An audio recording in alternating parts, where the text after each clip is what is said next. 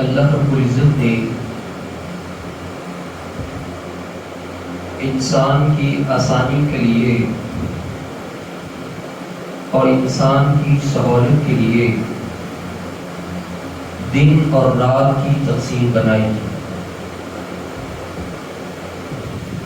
اگر ہمیشہ رات ہی رہے تو انسان پھر بھی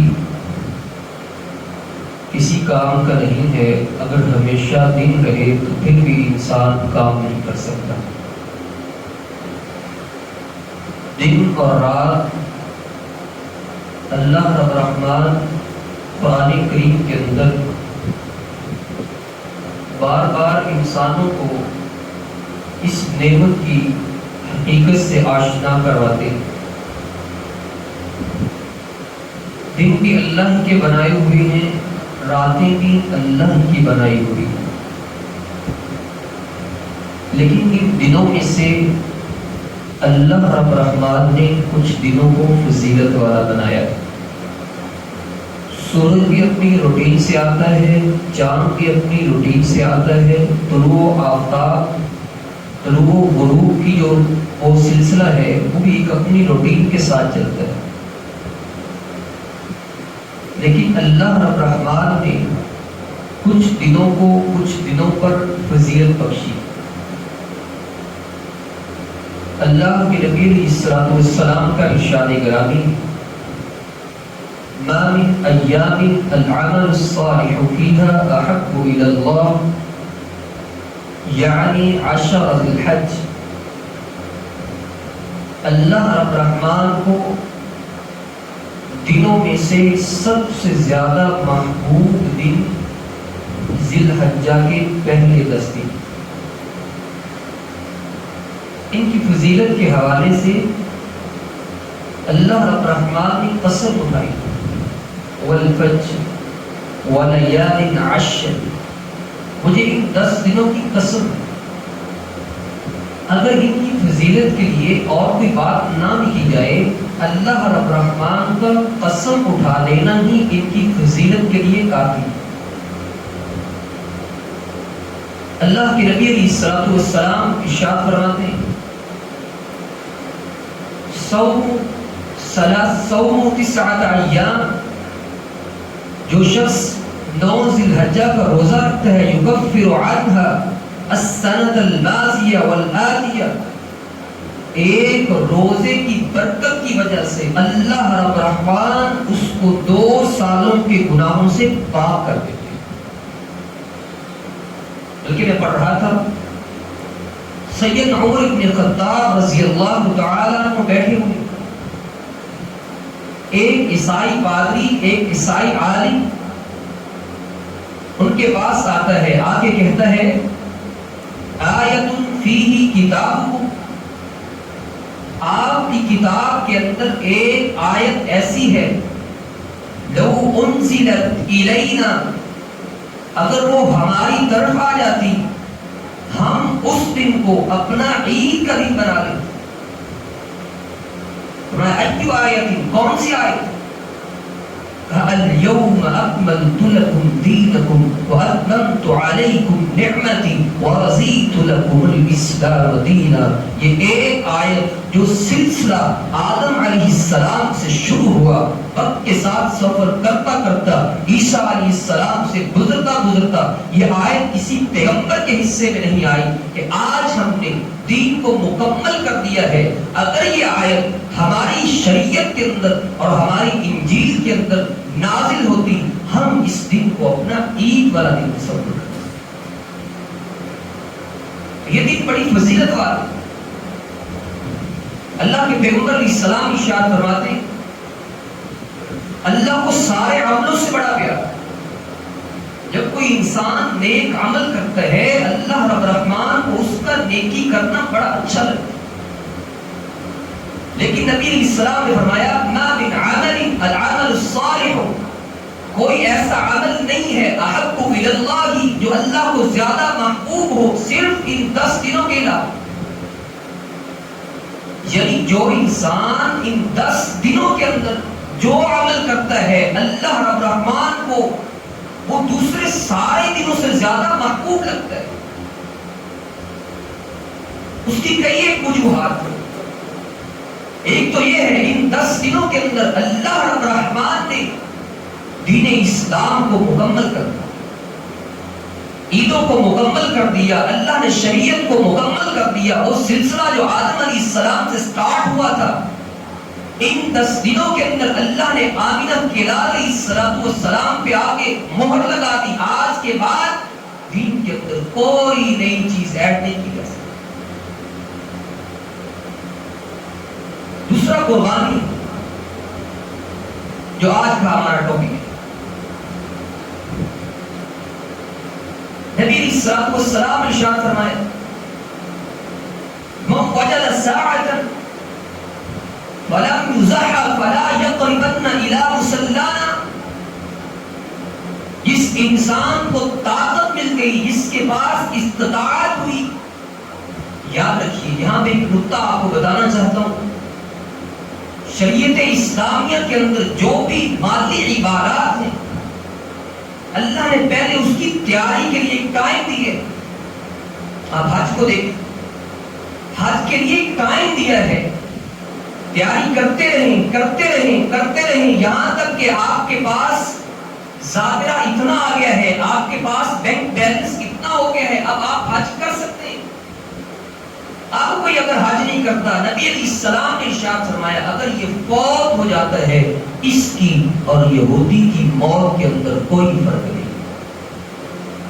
اس کے پاس حج کی طاقت ہے لیکن اس نے حج نہیں کی. اب اگر یہ فوت ہو گیا ہے، اللہ کے پیغمبر کی سلام ارشاد فرماتے ہیں اس کی اور یہودی کی موت کے اندر کوئی فرق نہیں. اسی طرح عقیقہ ہے، جب پتہ چلتا ہے انسان اس کی تیاری شروع کر دے. ایک ایسا عمل جس کی اللہ کے پیغمبر کی صلوات و سلام کی قولی فعلی اور تقریری حدیث سے عمل ثابت نہیں ہے، کسی نے تیاری نہیں کی. کوئی ایک واقعہ ایسا موجود نہیں، صحابہ اکرام بیٹھے ہوئے ہوں، اللہ کے پیغمبر علیہ السلام نے بعض نصیحت کی اور فرمایا ہو میرے صحابہ موت کا کوئی پتہ نہیں، انسان کسی وقت بھی موت ہو سکتا ہے، کسی وقت بھی موت آ سکتی ہے. تم نے اپنے کل کے لیے، اپنے ساتھنے کے لیے، اپنے چالیسنے کے لیے تم نے ایک مخصوص رقم جمع کر کے جاؤ کتب حدیث کی کسی ایک چھوٹی سی کتاب سے مجھے کوئی ایک حوالہ دے کے دکھاؤ کہ اللہ کے پیغمبر کی سلام نے صحابہ اکرام کو جمع کیا ہو، کسی کو درس دیا ہو اور کہا ہو تمہاری موت کا ہماری کسی کی بھی موت کا پتہ نہیں ہے، ہم نے اپنی موت کے بعد ان رسومات کے لیے ہم نے رقم جمع کر کے. ایک ایسا عمل جس کا قول سے تعلق نہیں، جس کا فعل سے تعلق نہیں، جس کا عمل سے تعلق نہیں، ہم نے اس کو دین بنا لیا، ہم نے اس کو دین کا حصہ بنا لیا. اللہ کے پیغمبر علیہ السلام نے فرمایا کل محدثۃ بدعۃ وکل بدعۃ ضلالہ وکل ضلالۃ فی النار. ہر نیا عمل گمراہی ہے، ضلالت ہے، تباہی ہے، بدعت ہے. ہر بدعت گمراہی ہے، گمراہی آگ کی طرف ہے. جو کام اللہ کے پیغمبر علیہ السلام نے نہیں کیا، صحابہ اکرام نے نہیں کیا، تابعین نے نہیں کیا، تبع تابعین نے نہیں کیا، ائمہ اکرام نے نہیں کیا، ہم نے آج 1200 سال بعد 1300 سال بعد آ کے اور 12ویں صدی کے لوگوں نے اس کو دین بنا لیا. جو بھی مالی عبادت ہے، کوئی ایک عبادت ایسی نہیں جس کا تعلق مال کے ساتھ ہو، اسلام اس کی تیاری کا وقت نہ دیتا. زکات ہے، سال تک پہنچنے کے لیے ہمارے پاس وقت ہوتا ہے، ہم اس کی تیاری کریں، 1 سال کا وقت ہوتا ہے. اسی طرح قربانی ہے، اللہ کے نبی علیہ السلام نے ارشاد فرمایا جو قربانی کی تیاری میں لگا رہتا ہے یہاں تک کہ قربانی کا وقت ہو جاتا ہے. من وجد ساعة فلم يزح، قربانی کا وقت آیا، اس کے پاس ظاہرہ موجود تھا، اس کے پاس استطاعت موجود تھی، اس نے قربانی نہیں کی، فلا يقربن الى مصلانا، یہ اپنے گھر میں بیٹھا ہے، اس کو مسلمانوں کی عیدگاہ کی طرف آنے کی ضرورت نہیں. آج ہمارے پاس بینک بیلنس بڑے، جائیدادیں بڑی، ہمارے پاس پیسے بڑے، لیکن قربانی کے لیے حضرت صاحب حصہ ڈالتے ہیں. کوئی سستا سا جانور تلاش کرو، میں نے حصہ ڈالنا ہے. روتا پھرتا ہے 10 5 7 سال آزاد کے لیے، اس کا رونا سنا کرے گا؟ اللہ کے بندے یہ ایمان کا تقاضا ہے. سال کے بعد ایمان کا جائزہ لینے آتی قربانی. تیرے دل کے اندر کتنی محبت ہے. میں نے صحابہ اکرام کی زندگی کو پڑھا. اللہ کے پیغمبر کی صلاح نے یہی روایت بیان کی ہے، جس کے پاس قربانی کی استطاعت ہے اگر وہ قربانی نہیں کرتا اس کو کوئی ضرورت نہیں وہ ہماری امداد کی طرف آئے. ایک صحابی بیٹھا درمیان میں کھڑا ہوا ہے، کہتے اللہ کے حبیب میرے پاس ایک ہی بکری ہے، میرے ہمسائے مجھے دی ہے، مجھے دودھ میں اس کا دھوتا ہوں، میرے بیٹے میری بیٹیاں اس سے استفادہ لیتی ہیں، ہم دودھ پیتے ہیں، کیا میں اس بکری کو ذبح نہ کروں؟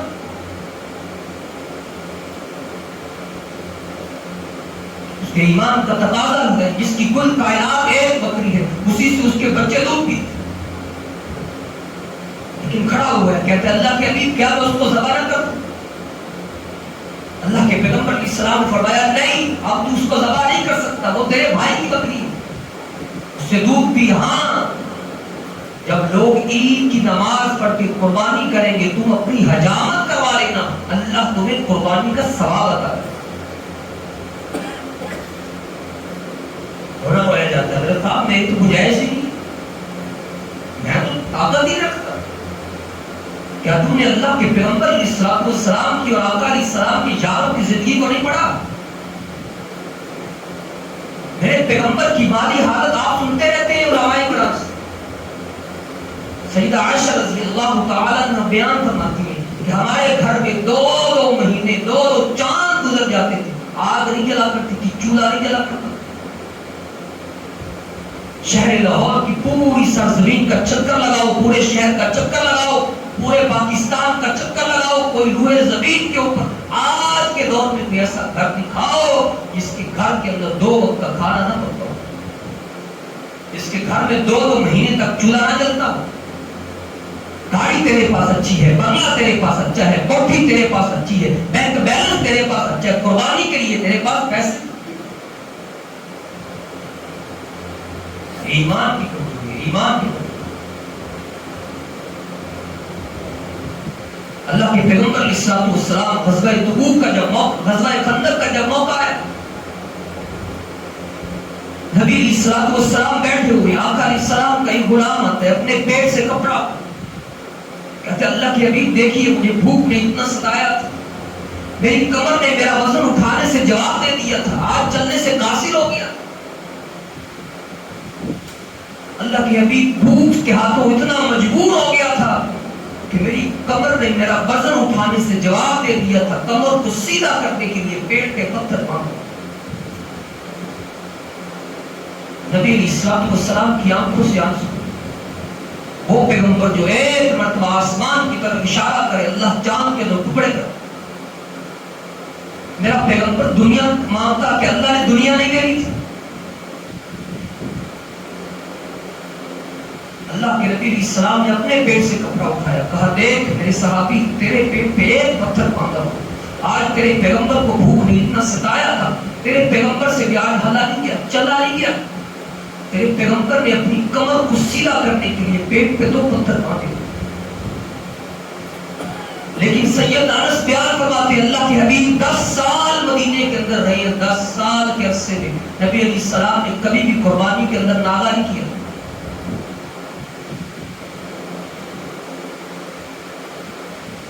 10 سال کے عرصے میں کبھی ناغہ نہیں کیا. اللہ کے پیغمبر علیہ السلام نے 1 سال میں 100 جانور بھی اللہ کے راستے میں ذبح کی. بلکہ مدینے کے مرد تو مرد تھے، عورتیں بھی اپنی علیحدہ قربانی کیا کرتے تھے. اپنے خرچے میں سے سیدہ عائشہ رضی اللہ تعالیٰ عنہ نبی علیہ السلام کی دنیا سے جانے کے بعد ہر سال اپنے خرچے میں سے 1 اونٹ ذبح کیا کرتے تھے. 1 اونٹ. سیدنا عبد الرحمن بن عوف نے ان کا خرچہ لگایا ہوا تھا، اس میں سے 1 اونٹ ذبح کرتے. ایک مرتبہ ایسا ہوا سیدہ عائشہ رضی اللہ تعالیٰ عنہ کا اونٹ چل رہا ہے، چلتے چلتے کہیں اور دور چلا، بڑی پریشان رو رہی ہے. سیدنا عبد الرحمن بن عوف آتے ہیں، کہتے کیا ہو؟ فرمایا میرا اونٹ گم ہو گیا، میں قربانی کیسے؟ کہا حاجی آپ روئیے نا، میں آپ کو ایک اور روح دیتا ہوں، آپ کو ہدیہ دیتا ہوں، وہ آپ اللہ کے راستے میں قربان کر. یہ ان کے دل کے اندر لگن تھی، یہ ان کے دل کے اندر طلب تھی. اپنے ایمان کو مضبوط کیجیے، اپنے عقائد کو مضبوط کیجیے. جس شخص کے پاس قربانی کی طاقت ہے پھر وہ قربانی نہ کرے، پھر بس وہ گھر میں بیٹھا رہے، اس کو کوئی ضرورت نہیں مسلمانوں کی عیدگاہ کی طرف چلا. تیسری بات، قربانی کے لیے کون سا جانور ہے جس کو عیوب عائب جانا جاتا ہے، عیب کون کون سے ہوتی ہے؟ آج یہ بھی ایک بڑا مسئلہ ہے. ہر شخص نے اپنا فلسفہ جھاڑ رہا ہے، ہر کوئی اپنے عیب کا. یاد رکھیے عیب وہ ہے جس کو شریعت نے عیب کہا ہے، وہ عیب نہیں ہے جس کو عقل نہیں مانتی کہ یہ عیب عقل کہتی ہے. نہیں، عقل کی کوئی حیثیت نہیں تھی. کیا مثال کے طور پہ ہم جب جانور لیتے ہیں، اونٹ یا بیل، اس کو قابو کرنے کے لیے، کنٹرول کرنے کے لیے اس کے ناک میں نکیل ڈالی جاتی ہے. اب عقل تو کہتی ہے، کیوں عقل کیا کہتی ہے؟ ناک کے اندر زخم کرنا یہ عیب نہیں. عقل کہتی ہے عیب ہے، لیکن شریعت کہتی ہے عیب نہیں. اگر عقل کی بنیاد کے سامنے، شریعت کے سامنے عقل کو پیش کیا جا سکتا، پھر صحابہ کرام کبھی یہ سوال نہ کرتے اللہ کے حبیب بتائیے کون سا ہے. اور سوال کرنے والی کوئی ہستی عام ہستی نہیں ہے. سیدنا علی المرتضی رضی اللہ تعالیٰ عنہ سوال کرتے ہیں اللہ کے حبیب بتائیے ہم جب جانور قربانی کے لیے لیں اس کے لیے کون سے ایسے عائب ہیں جن کی وجہ سے جانور قربان نہیں کیا جا سکتا. فرمایا نستصرف الاذن، اس کا سب سے پہلے نستصرف العین والاذن، سب سے پہلے اس کا کان دیکھو. اگر کان کٹا ہوا ہے وہ جانور قربانی پہ نہیں لگے. جس کی آنکھ کے اندر عیب ہے وہ جانور بھی قربانی کے اوپر نہیں لگے. پھر فرمایا اس کی ٹانگیں دیکھو، اگر ٹانگ سے لگڑاتا ہے، ٹانگ کٹی ہوئی ہے، ٹانگ کے اندر عیب ہے، وہ بھی جانور قربانی پہ نہیں لگے. پھر اللہ کے پیغمبر اسلام نے ارشاد فرمایا اگر ایک جانور ایسا ہے بیماری اس پہ حاوی آ گئی، بیمار ہے اور اتنا دبلا پتلا ہو گیا کہ چلنے سے بھی قاصر ہو، وہ جانور بھی قربانی پہ نہیں لگے. یہ چاہ ہے. ایک شخص اللہ کے پیغمبر اسلام کی خدمت میں حاضر ہوتا ہے، کہتا ہے اللہ کے حبیب کل رات کو جانور لے کے آئے ہو، باندھا ہے، اور رات کو بھیڑیا آیا ہے دمبے کی چکتی کاٹ، کیا یہ قربانی پہ لگ سکتا ہے؟ اللہ کے پیغمبر اسلام نے فرمایا ہاں یہ کون سا ہے، یہ لگ سکتا ہے. تو عیب وہ ہے جس کو شریعت نے عیب کہا. یہ باتیں اس لیے کر رہا ہوں، کچھ بھائیوں نے یہ سوال پوچھے، وہ کچھ لوگوں نے اس طرح اپنی طرف سے عیب بنایا، خصی کرنا کہتے ہیں. میں نے خطبہ حدیث کی پچھلے 2-3 سے گردانی کر رہا ہوں، بار بار سرچ کر رہا ہوں، دیکھ رہا ہوں، علماء کرام سے پوچھ رہا ہوں، کوئی ایک ضعیف روایت نہیں مل جائے مجھے اس معاملے میں، نہیں جس کے اوپر کچھ محدثین نے کلام کیا، نہیں، بلکہ مجھے ایک روایت ملی نزح رسول اللہ صلی اللہ علیہ وسلم بخشین موجبین وفی روایت خصین. نبی علیہ السلام نے 2 دمبے ذبح کیے، 2 بچڑے ذبح کیے، بہت تازے تھے، بہت موٹے تھے، اور ساتھ روایت کے اندر خصین، وہ دونوں خصی، اس کو اپنی طرف سے اپنایا. اس لیے عیب وہ ہے جس کو شریعت نے عیب کہا ہے. اس جانور کے اندر 4 نقص پائے جاتے ہیں، وہ جانور قربانی پہ نہیں لگتے. آخری 2-3 منٹ کے اندر ایسے کون سے لوگ ہیں جن کی قربانی اللہ کے ہاں قبول نہیں ہو، جذبہ بھی ہو، اخلاص بھی ہو، سب کچھ ہو، پیسے بھی لگائے ہوں، لیکن ان کی قربانی اللہ کے ہاں قابل قبول نہیں ہوتی. پہلا بندہ مشرک ہے. قربانی درس ہی توحید کا دیتی ہے، جس دل کے اندر توحید نہیں ہے اس کی قربانی قبول نہیں. اسی لیے اللہ کے پیغمبر علیہ الصلوۃ والسلام نے جب قربانی امت کی طرف سے کی تھی کیا فرمایا تھا؟ شہیدت لک بالتوحید، اے اللہ یہ میری امتیوں کی طرف سے ہے جو تجھے ایک الہ مانتے ہیں، جو تیری توحید پہ قائم. مشرک کی کوئی قربانی نہیں. عبداللہ ابن جدعان، کیا آپ نے اس کو نہیں پڑھا؟ کیا آپ نے اس کے بارے میں نہیں سنا؟ کتنی خدمت خلق کرنے والا، لوگوں کے کام آنے والا، فلاحی کام کرنے والا. بلکہ میں اس کے بارے میں پڑھ رہا تھا حاجیوں کی خدمت کرنے والا، عام لوگوں کے نہیں، حاجیوں کی خدمت کرنے والا۔ حاجیوں کی خدمت کرنا کوئی عام کام نہیں ہے۔ اللہ فرماتا ہے حاجی میرے مہمان ہیں، جو میرے مہمانوں کی عزت کرتا ہے، کل قیامت کے دن جب بھائی بھائی کا دشمن ہوگا میں ان کی عزت کروں۔ ہر سال حاجیوں کی خدمت کرنے والا کتنی خدمت کرتا تھا، ہر سال سینکڑوں جانور ذبح کیا کرتا۔